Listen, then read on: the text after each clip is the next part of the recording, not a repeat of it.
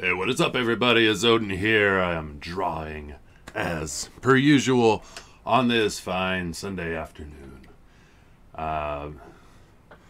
Watching some football, drawing on some shove pages here. Nice, lazy Sunday afternoon. My style of weekend. And I just got back from eating a gigantic fucking meal. So I love curry, Indian curry especially. I love all curry. And there was this place in downtown Spokane that did curry. Well, it was just an Indian restaurant in general, and I really liked the place, but I hate going downtown.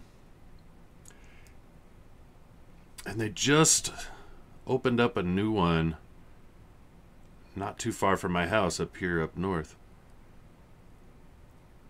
And I've been a couple times now just because I'm like, yes, it's close to me, and it's called the Mango Tree. It's pretty good.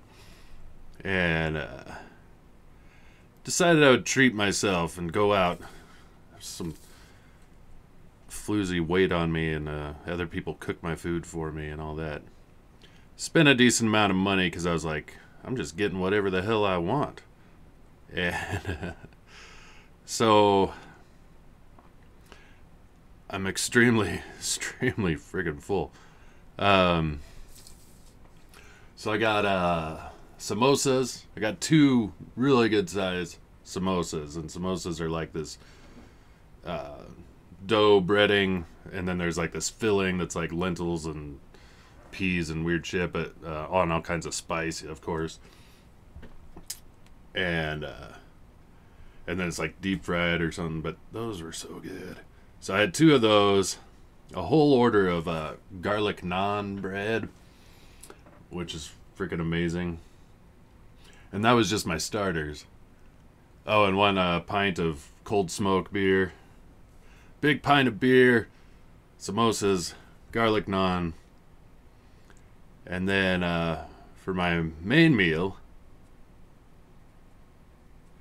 I got, well, it's funny because I've always called it turka dal. And on there they call it dal turka. And I call it turka dal because of Red Dwarf. There was a scene, so if you know Red Dwarf, you know Lister, kind of the main character, and his love for Indian food and curry, you know, mostly Vindaloo's, but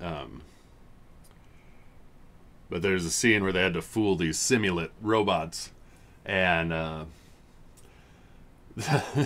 they sent a video of them, and they like flip the camera upside down. They put eyeballs on their, or a single eyeball on their chin, so it looked like that was their head and then their mouth. And freaking hilarious, funny stuff. But he said his name was Turka Dal. He's like, I am Turkadal of the planet, the Vindalooian Empire. As I always called it Turkadal, but they call it Dal Turka. So when I ordered it, the friggin' waitress had to correct me. I'm like, it's the same thing. Why do you have to be pedantic like that? Because I'm like, I'll order the Turkadal, and she's like, oh, you mean the Dal Turka? I'm like, yeah, that too. Whatever. I do like Matt Barr. He always does that. Yeah, that one too. When somebody corrects him. But yeah, it was, so I ordered that, and she's like, how spicy? And I love spicy, so I was like, I'm like, as spicy as you can make it. She goes, oh, a 5? And I said, no, a 6. And then she kind of got pedantic with that. She's like, well, I get you a 5, and then I'll bring you some extra spice on the side. I'm like, whatever, just make it spicy. So she brought it back. It was amazing. It was very, very well made. But I was like, I think it's spicy. So then she brought me, it's just dry spice. Just dry powder spice. And like a whole little tub full of it. And I was just like dousing that on everything. Which is how I like it. And she would come back and she's like, how is it? Is it spicy enough for you? And I'm sitting there with like snot running down my mustache. My eyes are watery and glazed over, seeing through time, and I'm like, yeah, yeah, that's what I wanted. And she's just looking at me like I'm insane. I'm like, well, you either get it or you don't. Whatever. Just be cool and I'll give you a good tip, you know?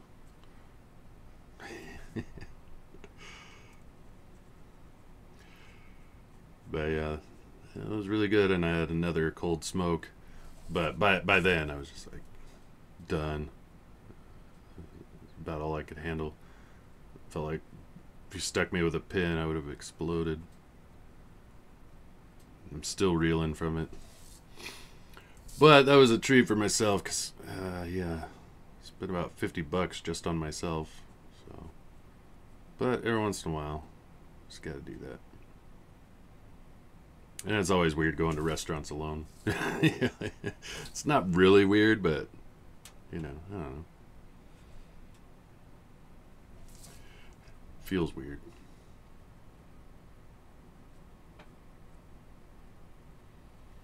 So yeah, I came back watching some football. There's, I don't know. I'll probably watch some Red Dwarf because now I'm all in the mode of like, oh yeah, I just had Indian food and Red Dwarf. Yeah, that seems to go together. So I'll probably do that because I don't know. Since the Broncos suck so bad this year, not nearly as into football as I am normally.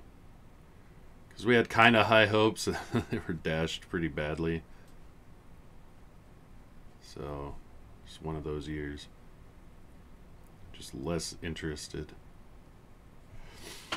So in Denver, though, we have the Avs and the Nuggets. They're both doing good, so at least we got something.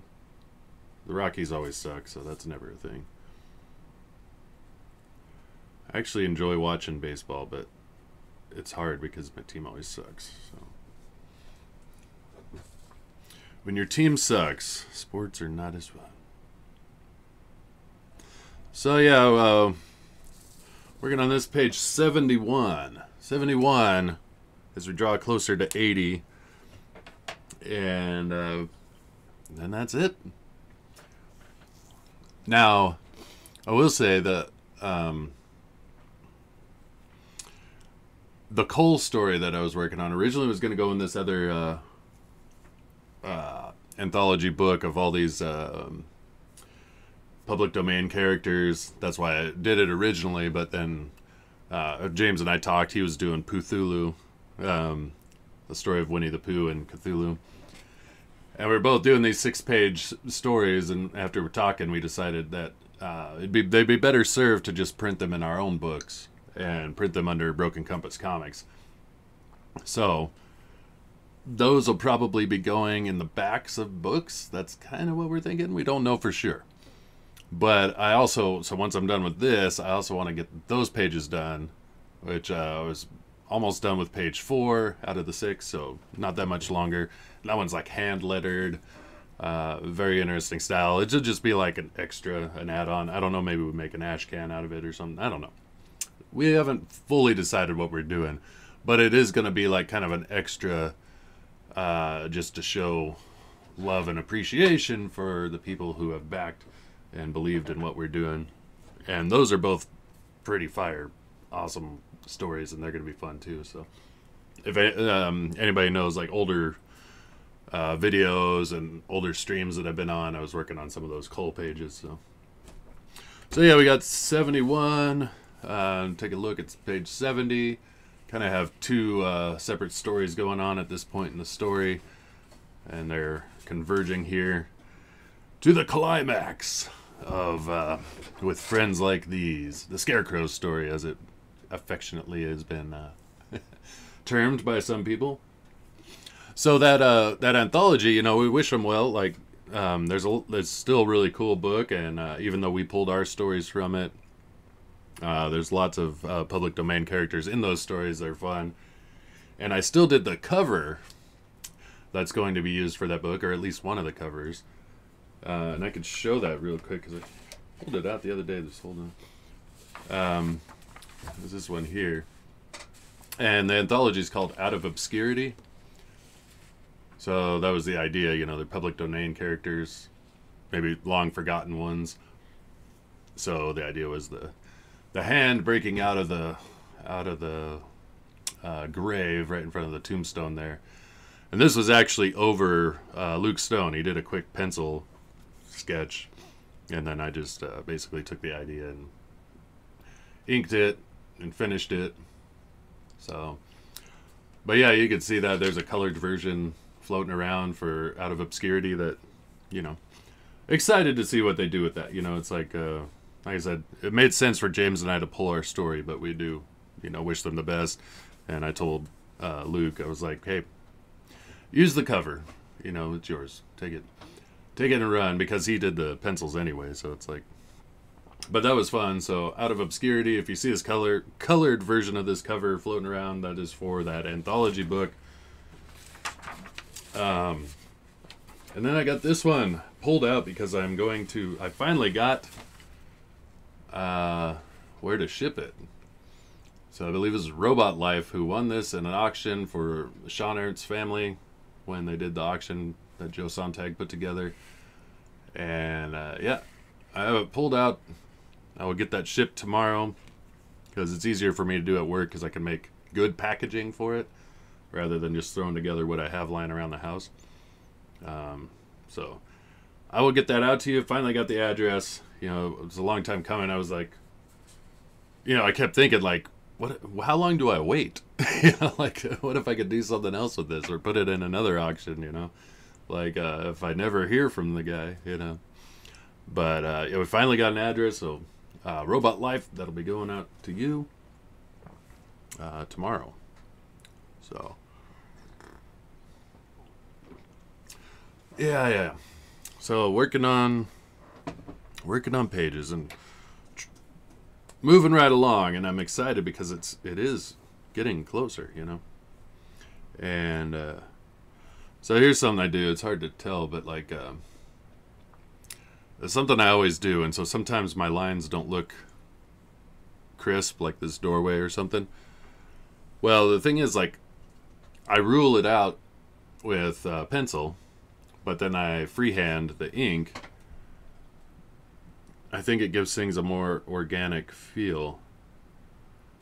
Because sometimes, especially like digital, sometimes things look so sterile because the lines are too crisp. And it doesn't look real because it's like, everything's like too crisp.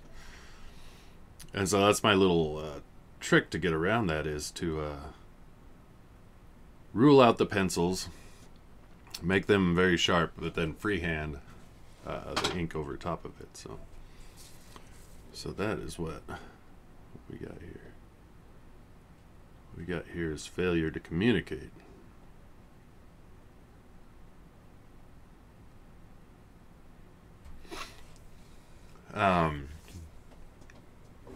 Oh yeah. Something else funny I was watching, because everyone knows I'm a Norm Macdonald simp. You know, like, he is by far my favorite comedian. I think he's one of the funniest people to ever live.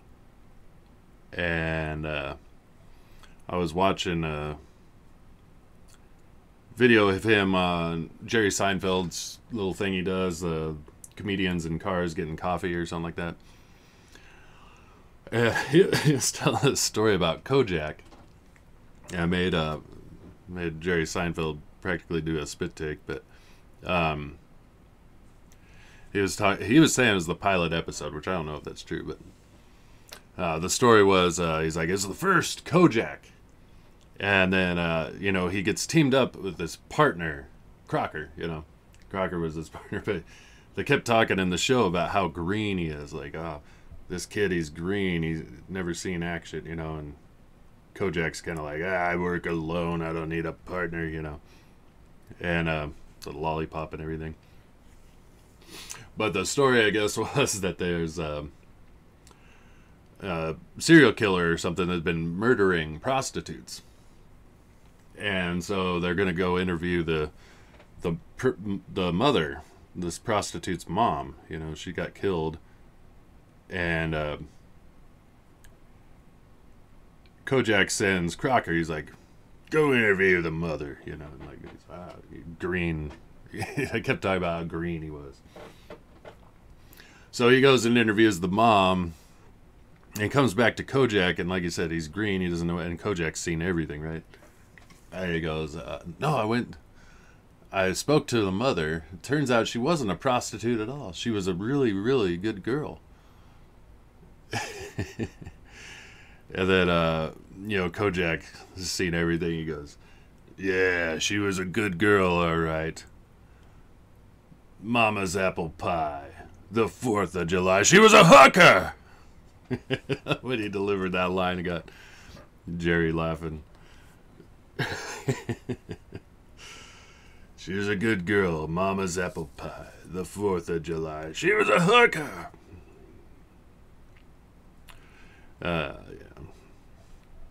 One of the funniest things, but another one, if you can find it, which it's out there, but Jerry Seinfeld was a guest on Norm's podcast, which I think are some of the funniest things ever. His podcast was great, especially the opening bits that he would do with Adam Egget. That shit was hilarious. But the Jerry Seinfeld one was pretty good, and he was doing his Rodney impersonation and telling a story about Rodney Dangerfield, how he had a comedy club in L.A., and he said, I was at his club, and he showed up, and he had just got married earlier, and his wife was there,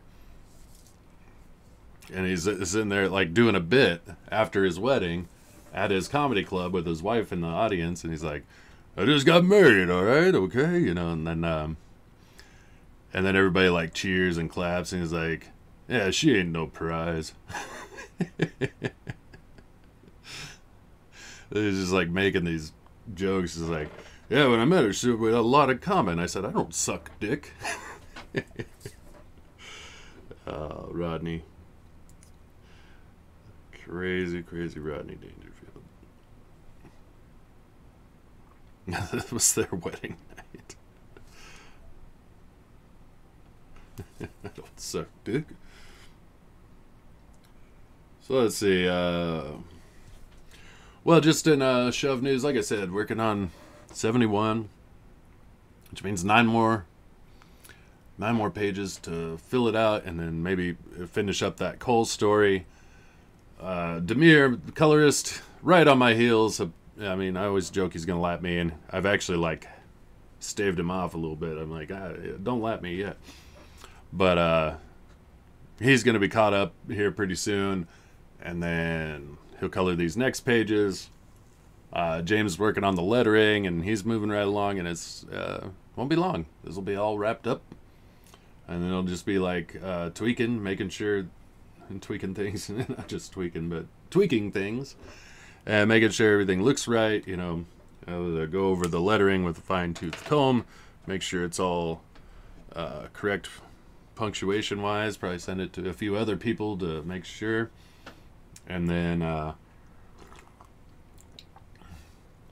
get this to the frickin' printers and out the door to all you awesome people. And if you haven't, I always say, you know, I'm sure most people watching this have probably at least checked it out and made their decision, but if you haven't, check out the campaign on Indiegogo. I'll put the link in the description like always. Check it out and strongly consider backing it or rebacking it, as it is in demand right now, but that is not going to last forever. Not sure how long it'll stay in demand. You know, this is getting pretty close to being able to print. And I know you can leave it in demand and definitely kind of, but like with BCC, we have more plans beyond Bastards and Shove that we also want to see get going this year. So, yeah.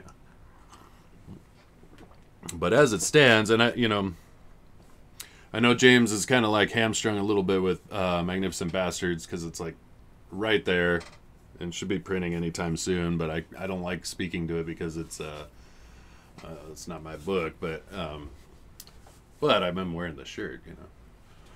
No comments. No comments on the shirt when I was eating tons of Indian food. Like, bring me the Indian food. And there's a poor girl looking at my shirt. I'm like, yeah, yeah. You come and go, but bastards are forever. With the mustache. I forget, like, I look so ridiculous when I'm out and about. But I'm starting to get used to it, which is the bad part. But I can never keep facial hair for very long before I get tired of it, so... Who knows? This one's, it's stuck around. Maybe I'll just keep it through January, and then we'll see. Maybe grow a beard again. Shave it all off and start anew. I don't know. Got options. Maybe I'll grow the chops again. They used to look a lot better on me when I grow the chops, but now my beard's gray, or getting grayer by the day. And when I grow the chops, they're too much salt, not enough pepper. Yeah, getting old, man. I'm an old man. Yeah. So yeah, getting this year started. Getting close to completing this. You're really gonna like this story. I mean, Monsters Exist was a lot of fun, but the two stories are so stylistically different. Not necessarily art-wise, but even art-wise a little bit, but more just what they cover and how the stories exist. And that's always what I wanted with this book. It was the whole reason I did two stories. Was because I wanted to show that there could be a lot of variance in style. You know, that it wasn't just going to be like, you know, because you put out Unconditional Shove as an anthology with one story. Everyone expects the next one, volume 2, to be along those same lines, you know? And I was like, so if I put two stories in, and they're different, then people know to expect variance. And so the difference between Monsters Exist and With Friends Like These, again, they're both fun anthology-style horror. You know, I think of them... As much as I think of the callback to like EC Comics and Eerie and Creepy, those were much shorter, which I might do. Excuse me. Yeah, I might do on Volume 2. Still not as short as EC and Creepy, but like maybe a little more condensed. This With Friends Like These is definitely more condensed than Monsters Exist. But where was I going with that? Oh, yeah. As much as I think they're, you know, want to bring a callback to some of the EC and Eerie and Creepy lines, I think of it more like the shows, the television shows. All the horror anthologies and sci-fi, you know, Twilight Zone was such a big influence on me. I think, and it really was watching a lot of Twilight Zone at the time that made me, because I was writing Monsters Exist as a story, like I had a whole arc, you know, that could have been several books. But I was like, I don't know if I want to be stuck doing this. And it was really watching Twilight Zone at the time. I was watching tons, like just going through all of them. The entire series, watched all of them. You know, the good, the bad, and the ugly, because a lot of them were hit and miss. And some of them just don't stand up to the test of time, even though they're not that bad. But I love that show. And when I was watching, I'm like, that's what I want to do. That's what I want to do. So I wanted it to feel a little more like Twilight Zone. And sometimes like Tales from the Dark Side, Monsters, Tales from the Crypt, the TV show. You know, and it's funny, I was just watching, this is a funny one. I was just watching Body Bags, which was John Carpenter's little anthology movie made. Not very good. Like, the stories were not that good. But the in-between scenes of him, like, it's John Carpenter as the narrator, and he's working in a morgue, and he's, like, making all these jokes about the dead bodies in there and stuff. It was actually, those parts were very funny and worth it. But, Matt Barr kept talking about the word gastational. Like, it's a word he came up with. And I jokingly was like, "Hey, we'll do a shove story." And he was like, you know, he seemed a little weird, like, "Oh, I guess, yeah." He's like, "Are you drawing it?" I'm like, "No, you are." Which I would pay, you know, especially if I do like shorter stories. I would pay Matt Barr to do a gas stational shove story.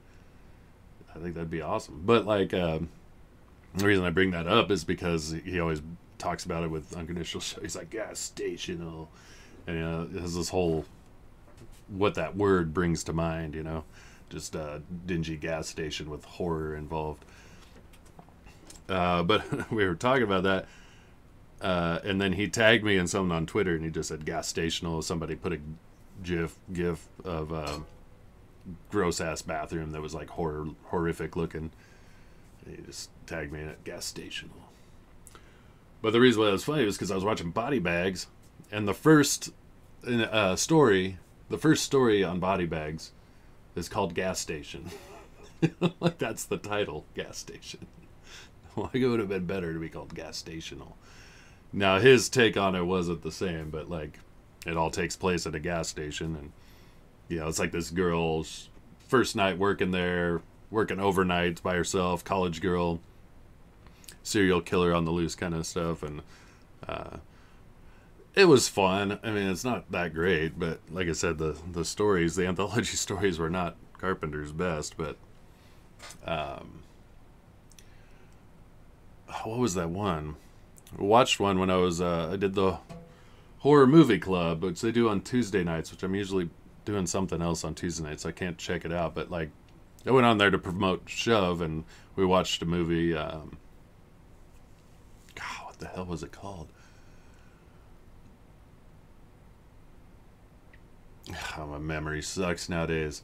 But it was a John Carpenter written story in an anthology series, a whole horror anthology series, a much more recent one than Body Bags, because we had talked about doing Body Bags, because they like make the theme about whoever the guest is, and they knew I was making this anthology horror book, so they're like, yeah, let's do an anthology story. But that one was much better. It was a Carpenter story. It was very much like Mouth of Madness, which is one of Carpenter's better ones, I would say. Well, I don't know. Like, the Carpenter movies I like Mouth of Madness is like newer Carpenter, like in my mind, like the 90s Carpenter, which I didn't like as much. You know, a lot of people like it. I didn't like Escape from LA that much. I think New York was far superior and much funner. I didn't like, was it Vampires? Or Vampire, whatever that was. I didn't like that one that much. But 80s Carpenter, like, I just watched Assault on Precinct 13 the other day, and I just watched Escape from New York again, which I've seen that one a bunch. I've seen both of those a bunch, but they never really get old. And part of it is like his music, John Carpenter music. I mean, it's the best. And like, I can right now, I just got it in my head, the Assault on Precinct 13 one. It's dun dun dun dun dun dun dun dun dun. Dun, dun, dun, dun, dun. Dun, dun, dun, dun, dun. And it just plays like throughout the movie, but I love that one. I think that one's like a, you know, it has this feel of like a zombie style video game. It's not zombies, but the antagonist gang people, they're like zombies. They're like zealots, you know. And the one guy who's just like emotionless when he like kills this kid and then kills ice cream truck driver. He's just like, and it was like so emotionless, but did it great. So yeah, if you haven't checked out Assault on Precinct 13, it's almost like Grindhouse feel. It's got that very violent, intense, but it's so fun. And then the characters, well written, fun characters. Just one of those fun stories. Escape from New York, same thing. I watched Escape from New York recently, and it was shortly after I watched The Good, the Bad, and the Ugly. And never put two and two together that the guy who puts him on the mission is Angel Eyes from The Good, the Bad, and the Ugly. And I was like, how did I not notice that before? So that was an interesting. And then also it never dawned on me that Donald Pleasance was the president. And you know, these things are, once you notice them and you go, how did I watch this many times? How do I not notice this shit before? Anyway, all that to say, like, what I'm hoping to accomplish is a comic book that I think John Carpenter would like. How about that? Because both his movies, they have that short story kind of like feel. Like, I think a lot of his movies do. And, you know, obviously I've talked about it many times. The Thing is quite possibly my favorite movie of all time. There's so much I like about it. I think it's John Carpenter at his best. Like I said, Escape from New York. And honestly, I think Big Trouble in Little China is probably the most overall entertaining movie ever made. And that's, you know, it's not hyperbole in my mind. I think, like, just, and it stands the test of time. I could show that to anybody. It's hard pressed to find somebody who wouldn't like that movie or doesn't like that movie. My kids love it. They were kind of scared of it when they first saw it when they were really young, which is fine. I was like, you'll be all right. But yeah. Let's see, what else? Oh, Prince of Darkness. That's definitely one of my favorites of all time. They Live. Those ones were kind of like when he was starting to move away from like some of his best stuff. You know, I think he was a little torn on what style he wanted to make. Because like They Live had some of this like cheesy, like trying to be comedic at times. And you're like, is this a serious movie? You're trying to be funny? And you know, sometimes it's a little hard to tell. That said, it's a fun movie. It's just, I think the theme of the movie and the idea are better than the execution in a lot of ways. For They Live, still one of my favorites. Prince of Darkness, though, like I think that one was straight up horror movie and really well done. Like crazy wild concept. You know, some of the cast from Big Trouble in Little China's in it, but it also has that, like, while it's an intense, legit horror movie, having them in it just, like, it helped add that, like, fun. Or, you know, like Big Trouble in Little China, he's like, I don't know about Chinese culture. I'm just making shit up. Like, oh, this is probably what they believe in. I don't know. This is probably what, it's like ancient Chinese secrets and stuff, and he's just making shit up. Which nowadays nobody wants to do that kind of stuff, but I thought it worked well. But it was the same with Prince of Darkness. He's just like, I'm going to make up some shit about physics. I'm going to make up some shit about the Catholic Church. I'm going to put that all together with time travel and weird shit. And, you know, none of it's probably has any bearing on any kind of reality, but, you know, Carpenter can pull it off because he makes it so fun. So... anyway, I'm just rambling about John Carpenter, which I could do. We'll just wrap it up, though. No reason to keep blabbing. Once again, if you haven't checked out Unconditional Shove, the campaign is in demand. Probably at least through February, I'm guessing. But, you know, we're not going to keep it up there forever. And then still looking to fulfill sometime in the spring, you know, mid-spring, late spring, probably not early, especially because I have some traveling and some things I have to do. But, yeah.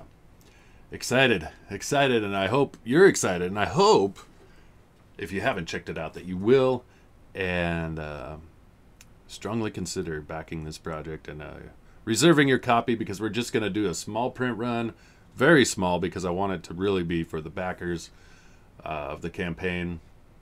And then, you know, with popularity or whatever, we'll end up doing a second print, but it'll be distinguishable, it'll be a second print, and this first print is going to be very small run and special for the people who believed in it off the rip. So yeah, check it out. Back the book, and keep your ear to the ground, because we are going to be doing lots of cool things from Broken Compass Comics this coming year. not only with the comics, but with the YouTube channel, Broken Compass. We're planning to really make that something special. Lots of cool things that I can't talk about yet in the works there as well. So lots of things, lots of them we can't talk about, but the end result is we have big plans. So keep your ear to the ground, pay attention, and get excited, because it's going to be some fun shit. So anyway, we'll let you all go. If you made it this far, thank you, as always. And until next time, we'll see ya.